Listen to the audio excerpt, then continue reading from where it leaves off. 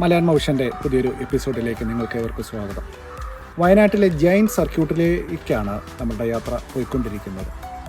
വയനാട് ജൈൻ സർക്യൂട്ടിലെ ഏറ്റവും പ്രധാനപ്പെട്ട ചരിത്ര പ്രാധാന്യമുള്ള ടെമ്പിളുകളിൽ ഒന്നാണ് വരദൂർ ജൈനക്ഷേത്രത്തിലേക്ക് നമുക്ക് പോകാം.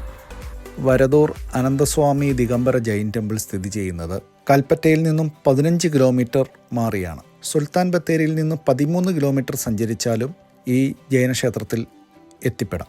കേരളത്തിൽ അവശേഷിക്കുന്ന ജൈനരുടെ ഏറ്റവും പ്രധാനപ്പെട്ട ക്ഷേത്രങ്ങളിൽ ഒന്നുകൂടിയാണ് വരദൂർ അനന്തസ്വാമി ജൈനബസ്തി. ജൈനമത കാലഘട്ടത്തിനെ 3 ആയിട്ട് തരംതിരിച്ചിട്ടുണ്ട്. അതിലെ വർത്തമാന കാലഘട്ടം അവസർപ്പിനി എന്നാണ് അറിയപ്പെടുന്നത്. ഈ അവസർപ്പിനി കാലഘട്ടത്തിലെ 14ാമത്തെ തീർത്ഥങ്കരനാണ് അനന്തനാഥൻ. അനന്തനാഥൻ്റെ പേരിലുള്ള ഈ ജൈനബസ്തി പാരമ്പര്യമായിട്ട് ജൈനബസ്തികൾക്കുള്ള അതേ രൂപത്തിൽ തന്നെയാണ് സ്ഥിതി ചെയ്യുന്നത്. ഇന്ന് ഈ ക്ഷേത്രം ജൈനമതക്കാരുടെ വിവാഹ അല്ലെങ്കിൽ മറ്റ് ആഘോഷങ്ങൾക്കുള്ള ഒരു സ്ഥലവും കൂടിയാണ്. ഇപ്പോഴത്തെ ജൈന സമാജം പ്രസിഡന്റ് ശ്രീ നേമിരാജൻ്റെ വീടും അതുപോലെ തന്നെ അദ്ദേഹത്തിൻ്റെ മേൽനോട്ടത്തിലുമാണ് ഈ ജൈനബസ്തി സ്ഥിതി ചെയ്യുന്നത്. ഈ ജൈനബസ്തിയെ കൂടുതൽ പ്രസിദ്ധമാക്കുന്നത് ഇവിടെ നിന്നും കണ്ടെത്തിയ പഴയ ലിഖിതമാണ്. ഈ ലിഖിതം സ്ഥിതി ചെയ്യുന്നത് ഈ കാണുന്ന ജലധാരയിൽ നിന്നാണ്. ഇതിൽ പ്രധാനമായിട്ട് ഈ ജലധാരയിൽ പറയുന്ന കാര്യം ഇതാണ്: അറബതി, ബെണ്ണേഗോഡു, ഹന്നരടു ബീതി, പുത്തങ്കടി, പാലഗുന്തു എന്ന ബസ്തികൾക്ക് അല്ലെങ്കിൽ ജൈനക്ഷേത്രങ്ങൾക്ക് കാർക്കളത്തെ അരമന ബസ്തിയിലെ ബൊമ്മരസരുടെ പൗത്രൻ ലളിതപ്പൻ സ്വർണം, വെള്ളി, ചെമ്പ്, പിച്ചള എന്നീ ലോഹങ്ങളിൽ പണി കഴിപ്പിച്ചു കൊടുത്ത ഉപകരണങ്ങളുടെ വിവരണമാണ്. മേൽപ്പറഞ്ഞ ക്ഷേത്രങ്ങളിൽ അറബതി എന്ന് പറയുന്ന ക്ഷേത്രം ഇന്ന് നമുക്ക് കാണാൻ സാധിക്കില്ല. ഈ ലിഖിതം കണ്ടുകിട്ടിയത് വരദൂർ ഗ്രാമത്തിൽ നിന്നാണ്. അതിന് പടിഞ്ഞാറായിട്ട് പനമരംപുഴയുടെ കിഴക്കേ കരയിലായിരുന്നിരിക്കണം അറബതി ക്ഷേത്രം നിലനിന്നിരുന്നത് എന്നാണ് രാഘവാര്യർ സാറിനെ പോലെയുള്ള ചരിത്ര പണ്ഡിതന്മാർ വിലയിരുത്തുന്നത്. ഇന്ന് അപ്രകാരം ഒരു ക്ഷേത്രത്തിൻ്റെ അവശിഷ്ടം അവിടെയില്ല. ഇതിൽ നിന്നെല്ലാം മനസ്സിലാകുന്നത് വയനാട്ടിൽ കണ്ടെടുക്കാൻ പറ്റാതെ പോയ അല്ലെങ്കിൽ വീണ്ടെടുക്കാൻ പറ്റാതെ പോയ നിരവധി ജൈനക്ഷേത്രങ്ങൾ ഉണ്ടായിരുന്നു എന്ന് തന്നെയാണ്. അറബതി ക്ഷേത്രത്തിലേക്ക് കൊടുത്ത പല വസ്തുക്കളും ഈ ലിഖിതം കൊത്തിയ ഈ കാണുന്ന ധാരാപീഠം അടക്കം ഇതിന്ന് സ്ഥിതി ചെയ്യുന്നത് വരദൂർ ജൈനബസ്തിയിലാണ്. പനമരം പുഴയുടെ കിഴക്കേക്കരയിൽ ഏതാണ്ടൊരു 70 കൊല്ലം മുൻപ് വരെ ഒരു കല്ലമ്പലമുണ്ടായിട്ട് പഴമക്കാർ ഓർമ്മിക്കുന്നു എന്ന് MR രാഘവാര്യർ സാറിൻ്റെ പുസ്തകത്തിൽ രേഖപ്പെടുത്തിയിട്ടുണ്ട്. അറബതി ബസ്തി ഇല്ലാതെ പോയതിന് ശേഷമായിരിക്കണം ഈ വരദൂർ ബസ്തി പണി കഴിപ്പിക്കുന്നത്. അത് കഴിഞ്ഞ നൂറ്റാണ്ടിൻ്റെ അവസാന കാലഘട്ടത്തിലാണ്.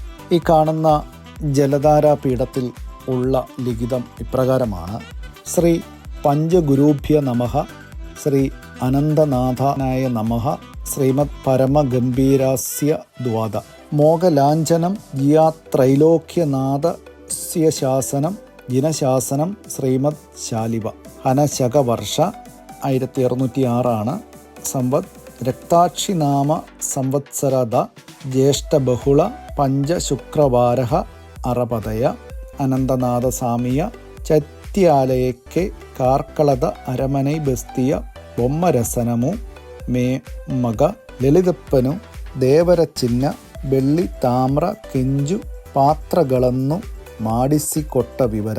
അനന്തനാഥസ്വാമി 1, ഷോഡശഭാവന യന്ത്ര 1, പീഠം യത്ര 1, മൂലേസ്വാമി വെള്ളി മുക്കോട 1, സ്ഫടിക 24, തണ്ടಕ್ಕೆ പീഠ പ്രഭാവലി ദേവരികെ സ്വസ്തിമുദ്ര അറിവാണ 1, തട്ടേ 5 അർഘ്യ തബട്ടിലു 2, നെലബെളകു 3, സരബെളകു 14, നെലത ആരതി 11, ഗണ്ഡെ 1, കലസഗഡികെ 40, മകവളികെ 185, യക്ഷയക്ഷികെ ಬೆಳ್ಳಿയെ കാസി 1, തെളിന ಬೆಳ್ಳಿ 1, ಕಂಬ 2, സത്തികെ 2, താമ്രദ ജലധാരപീഠ 1, നൈവേദ്യಕ್ಕೆ തപ്പലെ 12, പുണ്യാകലസദഹിത്താള ഗഡികെ 1, താമ്ರದ തട്ടെ 1, കന്നടി 1, ಹಸರು ಬೀದಿ ಬಸ್ತಿಗೆ ಷೋಡಶಭಾವನ ಯಂತ್ರೆ 14, പുത്തം ഗടി ബസ്തിಗೆ കഞ്ച നിലയാരതി 1, ಬೆಣ್ಣಗೋಡು ಬೆಸ್ತಿಗೆ ಷೋಡಶಭಾವನ ಪೂಜೆ 1,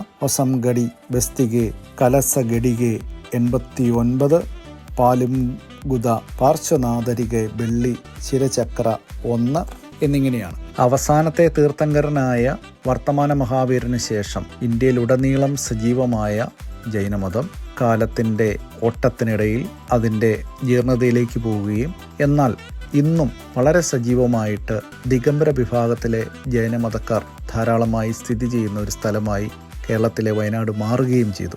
ഈ കേരളത്തിൻ്റെ ജൈനമത ചരിത്രത്തിൻ്റെ പഴയ സ്മരണകളുടെ നേർസാക്ഷ്യമാണ് വരദൂർ ക്ഷേത്രവും വരദൂർ ക്ഷേത്രത്തിലെ ജലധാരാപീഠവും.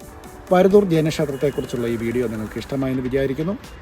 അടുത്തയാഴ്ച മറ്റൊരു നല്ല വീഡിയോയുമായി കാണുന്നത് വരെ ബൈ.